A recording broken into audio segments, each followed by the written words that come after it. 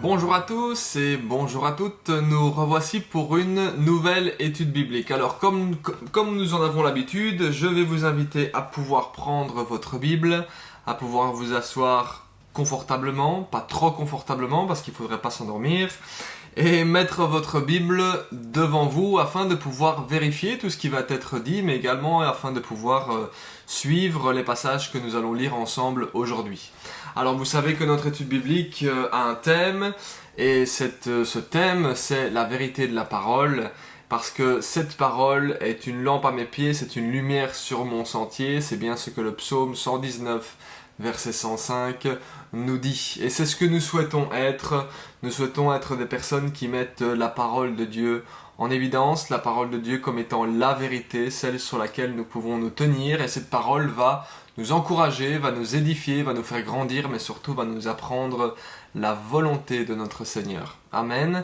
Alors maintenant que vous êtes prêts, eh bien souvenez-vous, nous arrivons tout doucement à la fin de cette deuxième lettre aux Corinthiens. Nous aurons voyagé dans les lettres aux Corinthiens durant deux années maintenant que nous sommes sur les lettres aux Corinthiens. Et nous arrivons donc au dernier chapitre de la deuxième lettre aux Corinthiens. Donc c'est le 13e chapitre de Corinthiens 13. La fois passée, nous avions vu ensemble la manière dont l'apôtre Paul tenait bien position par rapport à ce qu'il avait dit et par rapport à sa mission, par rapport à ce qu'il devait dire, et que ce n'est pas les circonstances qui allaient changer quoi que ce soit à son discours. Il allait bien garder la vérité comme étant pleine et comme étant ce qu'elle doit être.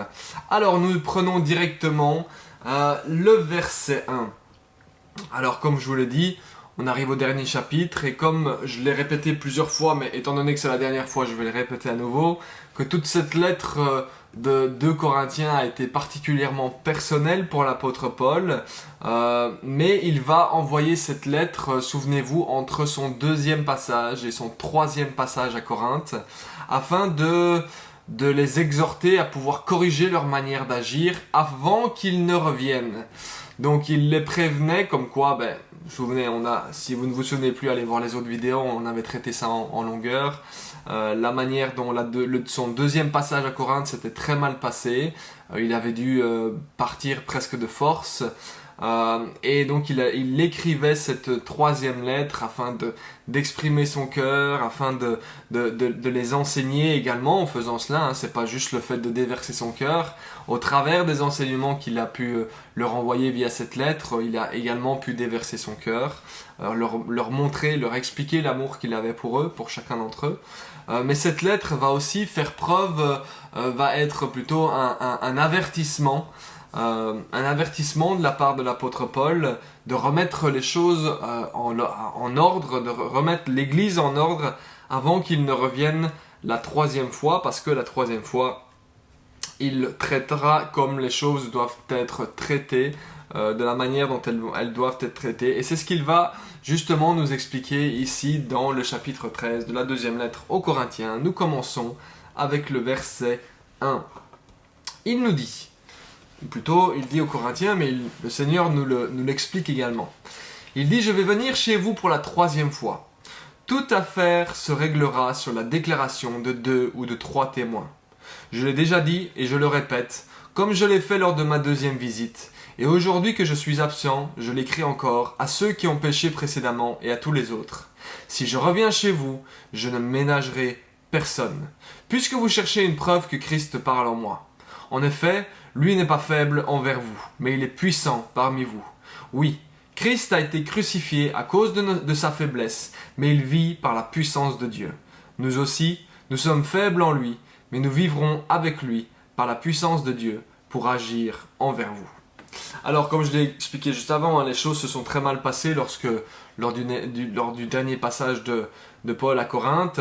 Et donc, il va effectivement les prévenir. C'est ce que nous venons de lire ici. Donc, on va lire les trois... ce chapitre, on va le diviser en 4 parties bien spécifiques.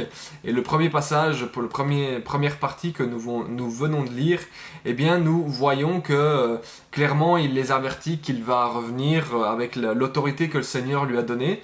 Mais nous voyons que tout de même, et c'est un point intéressant, et c'est le premier point que j'aimerais noter sur ce passage, c'est le fait que malgré la complication de la situation, malgré les choses compliquées qui se passent, malgré les péchés apparemment évidents qui se passent dans l'église de Corinthe, eh bien Paul ne va pas se laisser emporter par son autorité, ou il ne va pas non plus avoir une trop haute opinion de lui-même en disant eh bien il y a que mon avis qui compte. Non, loin de là. On va voir qu'il va vraiment utiliser des principes bibliques, et pour cela, il va évidemment, parce que c'est ce qu'ils avaient à l'époque comme écriture, il va utiliser un principe biblique qui se trouve dans Deutéronome chapitre 19 et verset 15, que je vais vous lire, vous pouvez le prendre si vous voulez, mais je vais vous le lire. Un seul témoin ne suffira pas contre un homme pour constater un crime ou un péché, quel qu'il soit. Un fait ne pourra être établi que sur la déposition de 2 ou de 3 témoins. Donc nous voyons de nouveau que, comme on l'a déjà dit des tas de fois, mais les connexions qui se trouvent entre le Nouveau Testament et l'Ancien Testament. Paul étant un juif, il a été bercé et enseigné dans l'Ancien Testament, il connaît certaines parties de l'Ancien Testament probablement sur le bout des doigts, parce que c'est ce qu'il étudie depuis qu'il est tout petit. Mais nous voyons donc qu'il va utiliser ce principe biblique, ce principe qui se trouve dans la loi de Dieu, et il va l'utiliser pratiquement dans l'église de Corinthe, afin que les choses soient faites correctement. Donc lorsqu'il aura constaté un péché ou est-ce qu'il aura vu quelque chose, eh bien il faudra s'assurer qu'il y ait bien 2 ou 3 témoins afin de régler le problème de ce péché, ou en tout cas de prendre en considération cette personne et pouvoir régler le problème, quoi, d'accord ? Donc on voit qu'à ce niveau-là, eh bien, il va utiliser un principe qui est tout à fait biblique afin de travailler efficacement dans l'Église. Donc ça, c'est un bon premier point pour chacun d'entre nous à noter. Un deuxième point, c'est le fait qu'il dit bien « Je ne ménagerai personne ». Alors dans le sens de ménager, c'est l'aspect d'épargner. Je n'épargnerai personne. Ça veut dire qu'il dit « Je ne passerai au-dessus de la faute de personne ». Ce qu'il entend par là, c'est qu'il ne fera pas de favoritisme. Il n'y en a pas un qu'on va laisser tranquille et l'autre pas, alors que lui a commis un péché et l'autre a commis un péché et qu'il y a le désordre dans l'église à cause de telle et telle personne. Non, il n'y aura pas de favoritisme. On ne traitera pas une personne d'une manière différente de l'autre, alors qu'elles sont tous les deux dans la problématique. Non. Tout le monde y passera. S'il y a un problème à régler, en gros, si on voulait le dire avec nos mots, on pourrait dire s'il y a un problème à régler, on va le régler, peu importe qui est impliqué dans ce problème. D'accord ? Donc là, c'est un deuxième point aussi, le fait qu'il n'y ait aucun favoritisme. À noter que c'est aussi dans un des écrits de Paul où il dit bien entendu que le Seigneur est de cette manière-là aussi et fonctionne de cette manière-là aussi. Il n'y a pas de favoritisme devant Dieu, il fonctionne de la même manière avec tout le monde. Alors, ce qui est intéressant également, c'est surtout la deuxième partie de la première partie, on va dire, c'est l'image et l'idée que l'apôtre Paul va utiliser dans ce cas-ci.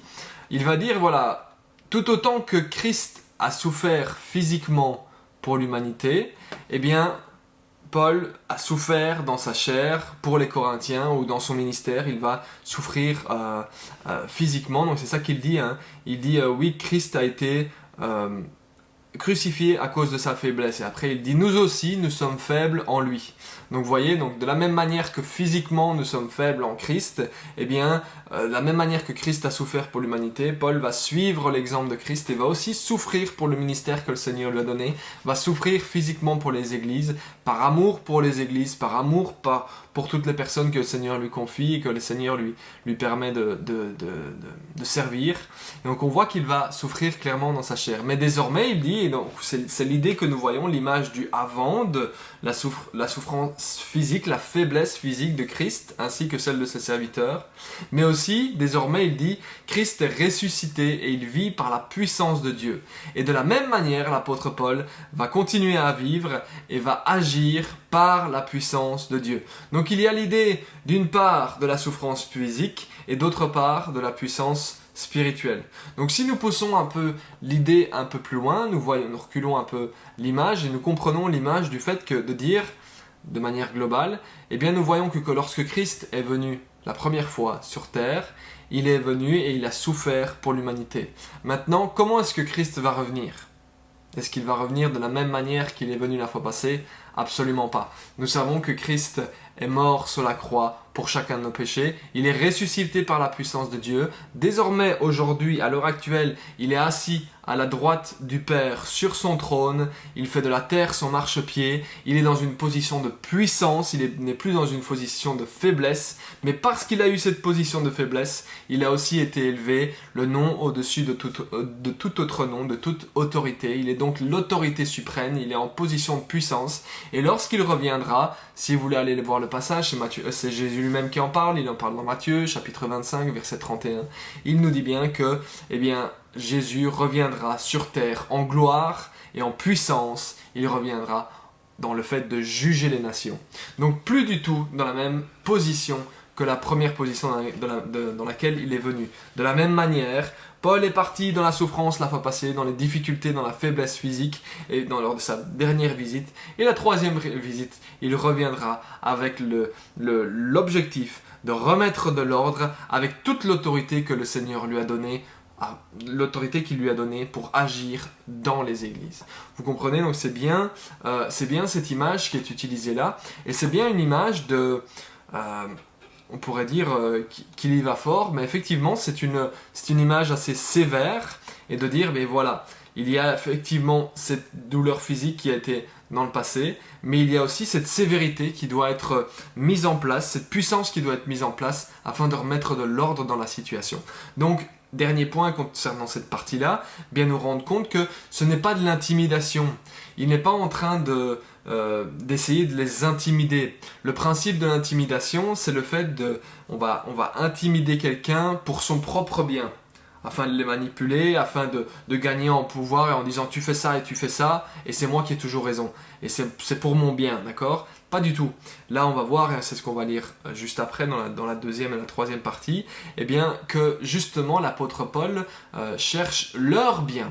Donc ce n'est pas de l'intimidation, c'est juste un avertissement. Comme un père avec ses enfants va fonctionner de la même manière, il va pouvoir être parfois plus sévère afin de les remettre dans la voie droite, mais c'est pas pour son bien à lui, c'est pour leur bien à eux. C'est de la même manière. Donc pas du tout de l'intimidation, même si il peut sembler que ces paroles soient fortes, parce qu'elles le sont, d'accord ? En gros, ce qu'il est en train de dire, c'est on ne rigole pas avec Dieu, on ne plaisante pas avec Dieu, mettez de l'ordre dans vos situations, ne vous moquez pas de Dieu et ne pensez pas qu'on va laisser les choses fonctionner comme ça et qu'on va laisser tout le monde faire ce qu'il veut. Non, il y a une certaine manière de fonctionner dans l'Église et on ne va pas dévier de cette manière-là, on va marcher dans ce que Dieu veut que nous marchions. Donc, de fait, ce n'est pas de l'intimidation, mais cela reste un avertissement sévère en disant « Ok, maintenant c'est fini la rigolade, on met les choses dans l'ordre parce que le Seigneur veut que son Église fonctionne d'une certaine manière. » Donc certes, il y a une certaine sévérité, mais nous voyons que dans certains cas, comme dans le cas d'un péché comme ceci, ou comme des péchés comme ceux-ci que nous avons pu lire à Corinthe, la sévérité également a lieu d'être et de fonctionner dans l'Église. Nous continuons avec le verset 5. Il nous dit donc « Examinez-vous vous-même pour savoir si vous êtes dans la foi. Mettez-vous vous-même à l'épreuve. Ne reconnaissez-vous pas que Jésus-Christ est en vous ? À moins peut-être que vous ne soyez disqualifiés. Mais j'espère bien que vous reconnaîtrez que nous ne sommes pas disqualifiés. » Alors voilà ce que l'apôtre Paul va faire. Donc il va clairement leur montrer, il va les inviter, avant son passage, de pouvoir s'analyser eux-mêmes, en se mettant eux-mêmes à l'épreuve, de pouvoir s'examiner eux-mêmes, de pouvoir examiner leur conduite, leur manière d'agir en Christ. Comment ? Eh bien justement, en comparant leur manière de vivre à ce que l'apôtre Paul, lors de ses passages, a pu leur montrer ou a pu leur enseigner, ou en se comparant avec ce que Jésus a pu annoncer, parce qu'ils ont été enseignés sur ce que Jésus avait pu dire. Ils ont été enseignés, évangélisés sur les paroles que Jésus avait pu enseigner. Ils n'avaient certes pas, ou pas encore, les écrits comme nous les avons aujourd'hui, mais ils avaient aussi un enseignement oral qui leur avait été donné par les différents apôtres qui avaient été les voir, ou via les différents enseignants qui sont passés. On peut penser à Apollos notamment, qui les a enseignés également. Donc ils ont aussi entendu les enseignements de Jésus, ils ont vu le comportement des apôtres qui suivaient celui de Jésus. Donc ils ont été enseignés de tas de manières différentes, que ce soit oralement, que ce soit par exemple, ou par écrit, via les lettres de l'apôtre Paul également. Donc ce qui va les inviter à faire, c'est à s'analyser en se comparant avec ce qu'ils ont pu voir faire, la manière de se comporter des apôtres, les enseignements de Jésus, et se poser des questions par rapport à ça. Est-ce qu'ils portent du fruit? Est-ce qu'ils ont changé leur ancienne manière d'agir ou de vivre? Ou alors est-ce qu'ils continuent dans le péché? Ou est-ce qu'ils continuent à agir dans certaines choses qui sont clairement pas en accord avec la parole de Dieu, ou pas du tout en accord avec le comportement de Jésus, ou que Jésus a pu enseigner, toutes ces choses-là. Autrement dit, la question plus simple que nous pourrions nous poser, c'est: est-ce qu'ils cherchent encore à grandir en Christ, jour après jour? Est-ce qu'ils cherchent encore à s'améliorer? Est-ce qu'ils cherchent encore à ressembler de plus en plus à Christ? Et c'est cela que l'apôtre Paul cherche à leur faire comprendre, et ce sont les questions qu'ils pourraient se poser afin de s'examiner. C'est des questions que nous pourrions nous poser afin de nous examiner. Est-ce qu'il y a réellement une continuité dans le développement, une continuité dans notre enseignement, une croissance dans notre enseignement, une croissance dans notre connaissance, une croissance dans la manière dont nous agissons, dont nous parlons, dont nous aimons, dont nous partageons, dont nous donnons, etc.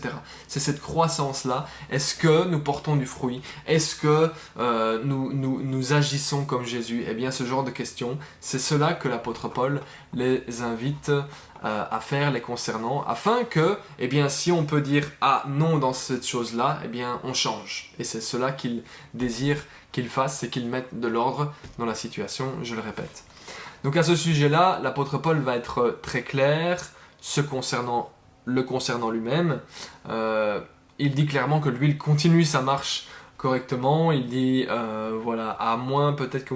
Mais j'espère bien que vous reconnaîtrez que nous ne sommes pas disqualifiés. Donc clairement, il espère juste que chacun des Corinthiens se rende bien compte que lui marche en accord avec Christ. Il marche conformément à ce que Dieu veut. C'est ce qu'il espère que les Corinthiens s'en rendent compte le concernant.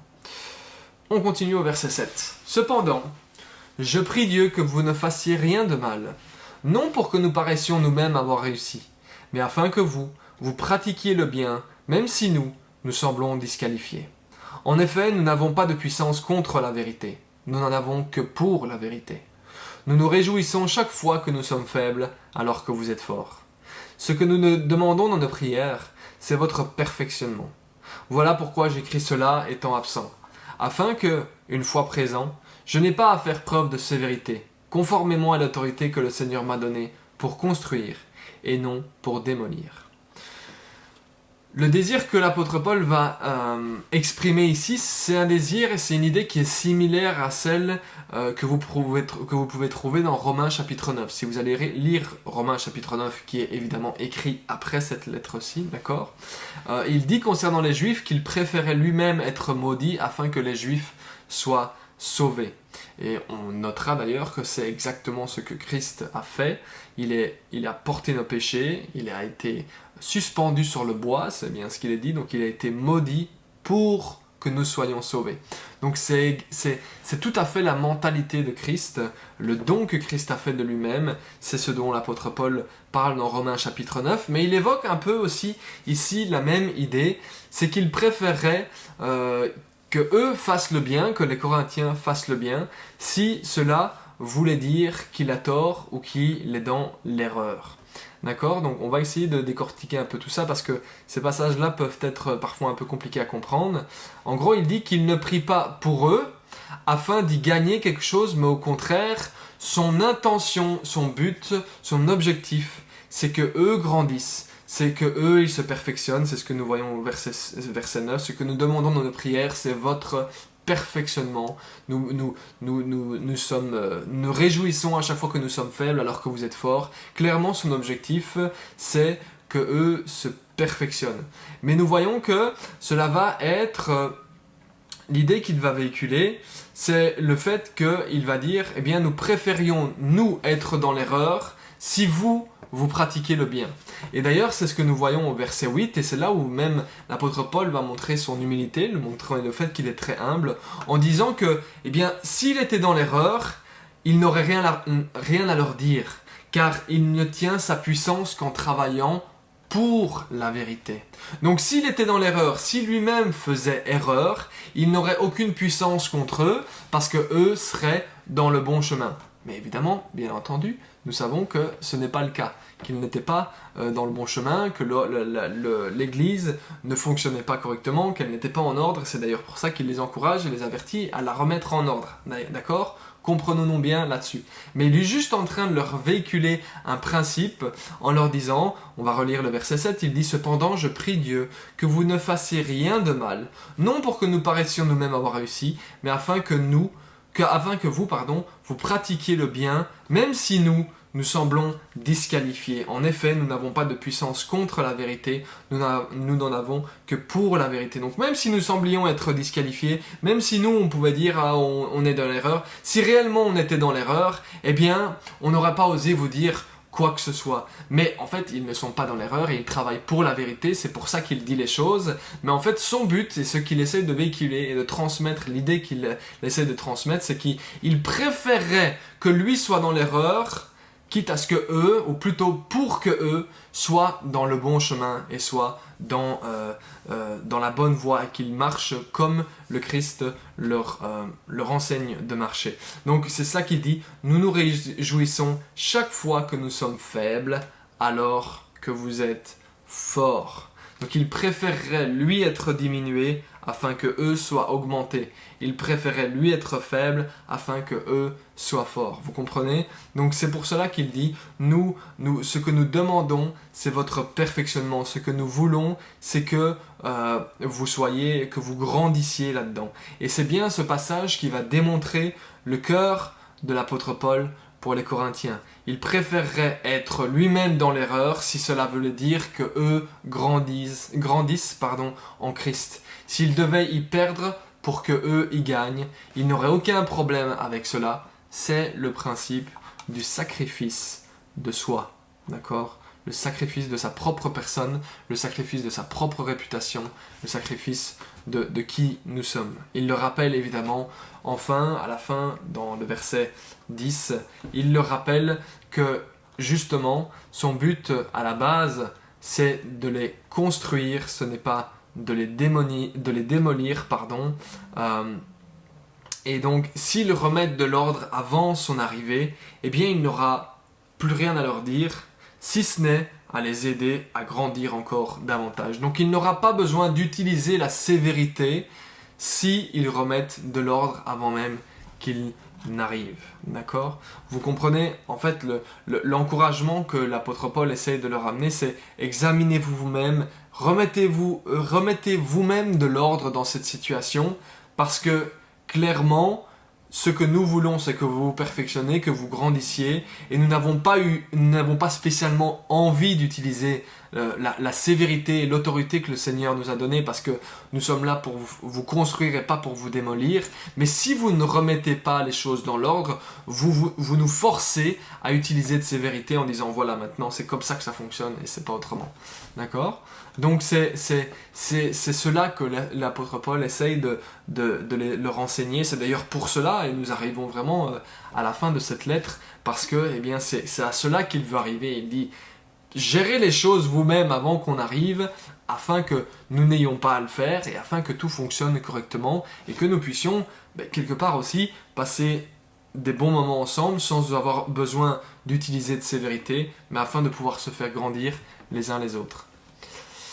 Verset 11, il dit « Pour le reste, frères et sœurs », et il clôture avec ceci, « Soyez dans la joie, travaillez à vous perfectionner. » Je me demande si... Ah ben non, je suis bien au verset 11. « Pour le reste, frères et sœurs, soyez dans la joie, travaillez à vous perfectionner, encouragez-vous, vivez en plein accord dans la paix, et le Dieu d'amour et de paix sera avec vous. Saluez-vous les uns les autres par un saint baiser. Tous les saints vous saluent. » Alors, un point important, et ce sera le dernier point ici, ah non, parce qu'il reste encore le verset 13. Je me disais bien qu'il restait un verset, c'est celui-là que je cherchais. Donc le verset 11 et 12, un point important qui est à noter ici, c'est que l'apôtre Paul les a d'abord encouragés à se perfectionner et à suivre la vérité. Vous remarquerez que l'apôtre Paul va d'abord insister sur le fait qu'ils suivent Christ, qu'ils suivent la volonté de Dieu, qu'ils soient en accord eux-mêmes avec la volonté de Dieu, et qu'ensuite ils soient en accord les uns avec les autres. Vous voyez, c'est pas « Oh, on est tous dans l'erreur, mais on est tous d'accord les uns avec les autres ». Non, si vous êtes dans l'erreur, il faut d'abord régler le problème, se remettre dans le droit chemin, et ensuite on pourra être tous en harmonie les uns avec les autres. Quel mot est-ce qu'il utilise dans cette version-là? Il dit vivez en plein accord. Certaines versions disent vivez en harmonie, d'autres versions diront soyez d'une même pensée. Je trouve cette traduction plus correcte et plus parlante pour chacun d'entre nous, en tout cas pour moi. Le fait d'être d'une seule pensée. Il dit soyez, vivez d'une même pensée, soyez dans une même pensée. Mais nous remarquerons qu'il insiste d'abord tout au travers de sa lettre dans le fait de dire soyez vous en accord avec la pensée de Christ, suivez la pensée de Christ, remettez-vous dans le droit chemin, agissez de la manière que Dieu veut que vous agissiez. Donc autrement dit, pensez comme Dieu. Et une fois que vous pensez comme Dieu, eh bien d'office, travaillez, vivez en plein accord, soyez en harmonie les uns avec les autres, soyez d'une seule et même pensée, c'est-à-dire tout le monde est dans la même pensée de ta pensée Seigneur est la bonne, nous voulons te servir, nous sommes là pour toi. Vous voyez, c'est là, unissez-vous dans cette pensée, soyez d'une seule et même pensée, servez votre Seigneur. Mais vous remarquerez tout de même l'ordre qui est établi. Il n'a pas dit « Oh, soyez tous d'une même pensée et ensuite perfectionnez-vous ou soyez dans la pensée du Seigneur. » Non, non, non, non. Mettez-vous bien d'abord dans la pensée de Dieu et ensuite vous serez en accord les uns avec les autres et gardez-vous bien dans la même pensée pour votre Seigneur. Donc pour le reste, frères et sœurs, soyez dans la joie, travaillez à vous perfectionner d'abord, encouragez-vous, vivez en plein accord dans la paix et le Dieu, et à ce moment-là, là nous remarquerons que le Dieu d'amour et de paix sera avec vous. Vous serez pleinement dans ce que Dieu veut et vous serez pleinement dans la paix que Dieu veut pour votre vie. Et nous ne ferons pas donc fausse route, mais nous serons sur le bon chemin et nous serons tous ensemble sur le bon chemin. C'est cela l'idée qu'il essaye d'expliquer. Enfin, il finit avec le dernier verset de la deuxième lettre et le dernier chapitre, verset 13, il dit « Que la grâce du Seigneur Jésus-Christ, l'amour de Dieu et la communion du Saint-Esprit soient avec vous tous. » Ceux aujourd'hui qui veulent remettre en question l'existence de la Trinité, eh bien vous l'avez là. Il y a plein d'autres passages qu'on pourrait utiliser, dans les évangiles il y en a tout plein qui se trouvent, dans toutes les lettres il y en a tout plein qui se trouvent. Celui-ci en fait partie, il nous parle de notre Seigneur Jésus-Christ, il nous parle de Dieu le Père, et il nous parle du Saint-Esprit. Et ils sont tous les trois, bien cités distinctement comme étant une personne. Il est aussi intéressant, et ce sera le dernier point pour aujourd'hui, il est aussi intéressant de noter que les trois mots qui sont associés aux trois membres de la Trinité. Nous obtenons la grâce par notre Seigneur Jésus, par le sacrifice qu'il a fait à la croix. L'amour a été donné et nous vient du Père, mais aussi la communion, celui avec lequel nous sommes en communion et qui est bien présent à nos côtés aujourd'hui, avec vous comme avec moi, c'est le Saint-Esprit. Donc nous voyons au travers de cela, non seulement l'existence de la Trinité, mais aussi le fonctionnement de la Trinité. C'est un des versets qui nous donne un indice sur les différentes tâches, on va dire, les différentes responsabilités des trois membres de la Trinité, en tout cas leur fonctionnement, parce qu'ils fonctionnent tous d'un commun accord. Voilà, nous en avons fini avec la deuxième lettre aux Corinthiens et nous conclurons sur le fait que, de manière générale, nous voyons dans ce chapitre, mais dans ce dernier chapitre que nous venons de lire ensemble, mais également dans toute cette seconde lettre aux Corinthiens, nous pouvons remarquer l'amour et l'attachement que l'apôtre Paul a pour les Corinthiens. C'est un amour qui ne ressemble pas tellement à l'amour que nous avons l'habitude de voir à la télé, cet amour que nous voyons dans les films. Voilà, l'amour à l'eau de rose, vous savez, c'est un amour qui change, qui vient et qui part et qui est inconstant. Non, mais l'amour que nous voyons là, c'est un amour véritable qui cherche le bien de l'autre, qui cherche l'avantage de l'autre à tout prix, dans toutes les situations, que ce soit au prix de la santé physique, lorsque nous voyons ce que l'apôtre Paul a pu souffrir physiquement dans la persécution, que ce soit au niveau de sa réputation. Nous avons vu largement la manière dont les gens l'insultaient, la manière dont les gens clairement le méprisaient dans leurs propos et sa propre réputation. Et même au prix, on va dire, de sa propre vie, de son propre confort, de son propre sang, et ultimement même de sa propre vie, parce que sa vie sera prise... il sera exécuté en service de son Seigneur. Donc cet amour, c'est pas un amour charnel qui vient, qui part, qui change. Un jour oui, je t'aime, un jour non, je t'aime pas. Mais c'est un amour constant. Et cet amour, il est parfois plus sévère et il a besoin parfois de corriger, de correction dans les moments de désobéissance, parce que l'amour, c'est ça aussi. Lorsqu'un père aime ses enfants, ou lorsqu'un père ou une mère aime ses enfants, eh bien, dans les moments de désobéissance, il va devoir utiliser la sévérité, ils vont devoir utiliser et faire preuve de sévérité et corriger les enfants. Donc à certains moments, lorsque, comme nous avons pu le lire au début de cette lettre, il va y avoir une certaine sévérité, mais ça va être aussi un amour qui, dans les moments difficiles, va pouvoir soutenir, va pouvoir supporter, et dans les moments où tout se passe bien, dans les bons moments, eh bien, va pouvoir continuer à encourager. C'est d'ailleurs ce que nous voyons que l'apôtre Paul nous parle ici également dans le chapitre 13, où il dit qu'il est là pour construire. Donc cet amour, c'est un amour qui est à l'image de l'amour que Christ a pour son Église. Et lorsque nous lisons cette lettre, cette deuxième lettre aux Corinthiens, eh bien c'est ce que nous voyons. C'est l'amour que l'apôtre Paul avait pour le peuple de Corinthe, pour l'église de Corinthe, bien entendu. Et nous pourrions prendre cette image et prendre l'ensemble de l'image de la lettre aux Corinthiens et prendre leur péché comme étant le nôtre et prendre l'amour que l'apôtre Paul a pour eux comme étant l'amour que le Seigneur a pour chacun d'entre nous.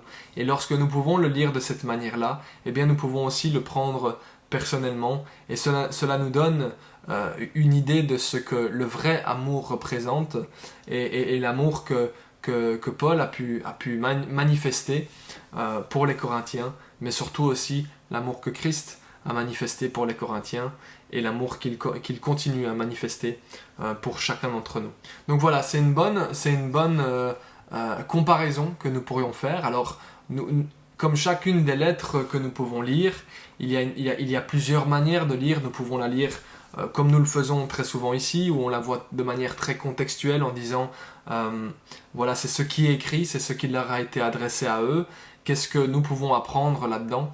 Mais nous pouvons aussi la voir de manière un peu plus éloignée lorsque nous lisons la parole, la voir de manière un peu plus éloignée et voir l'image qu'elle représente, le message général que cette lettre veut véhiculer.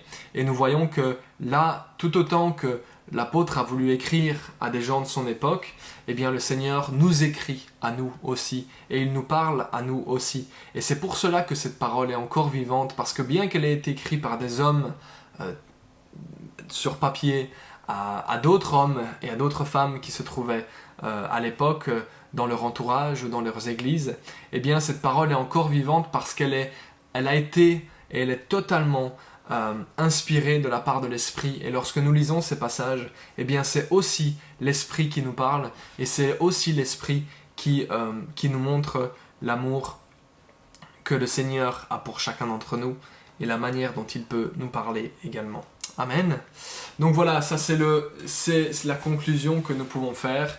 Si nous devons conclure ce livre, cette épître, cette deuxième épître aux Corinthiens, eh bien nous revenons sur un point de vue totalement contextuel, donc par rapport au contexte, et donc nous revenons sur les techniques du texte, et nous voyons qu'en effet, eh bien, il semblerait après que cette lettre ait été écrite, que l'apôtre Paul soit retourné à Corinthe. C'est ce que vous pouvez lire lorsque vous lisez Actes au chapitre 20. Il en parle d'ailleurs, il est dans son 3e passage, dans son 3e voyage missionnaire avant qu'il soit arrêté. Si vous lisez Actes chapitre 20, pardon, je ne sais plus si je l'ai dit, eh bien nous voyons que l'apôtre va passer 3 mois en Grèce, et principalement, une des églises principales qui se trouvait en Grèce, c'était l'église de Corinthe. Donc on peut penser que il a passé la plus grosse partie de son temps à Corinthe. Mais nous voyons que Luc, qui a écrit les Actes des Apôtres, ne fait mention de rien les concernant. Donc il semblerait que, on va partir du principe que s'il est resté 3 mois là, eh bien il a passé 3 mois avec eux pour pouvoir peut-être remettre quelque chose dans l'ordre, mais rien n'est fait mention. Donc il semblerait que les choses soient revenues dans l'ordre s'il n'en est pas parti en étant rejeté. En tout cas, ce n'est pas ce que les Actes des Apôtres nous montrent. Il semblerait aussi que la plupart des théologiens se seraient mis d'accord concernant le fait que la prochaine lettre que nous lirons, c'est la lettre aux Romains, et bien qu'elle ait également été rédigée lorsque l'apôtre Paul se trouvait à Corinthe durant ces 3 mois, donc durant son 3e voyage missionnaire. Donc nous allons arriver sur la lettre aux Romains. C'est la prochaine étude biblique. Le mois prochain, ce sera le 1er chapitre aux Romains. Et nous remarquerons que c'est la dernière lettre que l'apôtre Paul va écrire en n'étant pas captif, en n'étant pas en prison. D'accord ? Donc voilà, nous avons désormais terminé la 2e lettre aux Corinthiens. J'espère que vous avez appris plein de choses et que vous avez été éclairés par rapport à ces écrits. Je vous invite à pouvoir les relire. La parole de Dieu, on ne la lit pas... on ne la lit pas qu'une fois, on peut la lire 2, 3, 4, 5, 20, 50 fois et on va encore apprendre et apprendre. Donc je vous invite, dès que vous avez l'occasion, de pouvoir relire cette 2e lettre aux Corinthiens qui est édifiante, bien entendu, pour chacun d'entre nous. Amen. On va clôturer par la prière comme nous en avons l'habitude. Seigneur, te remercier pour ta bonté, te remercier pour ta grâce, parce qu'en effet, tu es celui qui nous apprend. Tu es celui qui nous édifie, tu es celui qui nous fait grandir. Alors merci pour ta parole. Parce qu'en effet, cette parole, eh bien, comme je l'ai dit tout à l'heure, c'est une lampe à mes pieds, c'est une lumière sur mon sentier. Seigneur, tu nous éclaires au travers de ta parole, c'est vrai. Et tu nous soutiens, et tu nous corriges parfois, et même souvent, et tu nous encourages souvent aussi au travers de ta parole. Mais c'est cette parole qui nous permet d'être guidés par toi, d'avoir ce guide, Seigneur, qui nous permet de marcher comme toi et de marcher dans ta volonté et dans ta pensée. Alors merci pour chacune des personnes qui ont regardé cette vidéo. Je les bénis dans le nom précieux de Jésus-Christ. Amen. Soyez bénis, à la prochaine. Au revoir.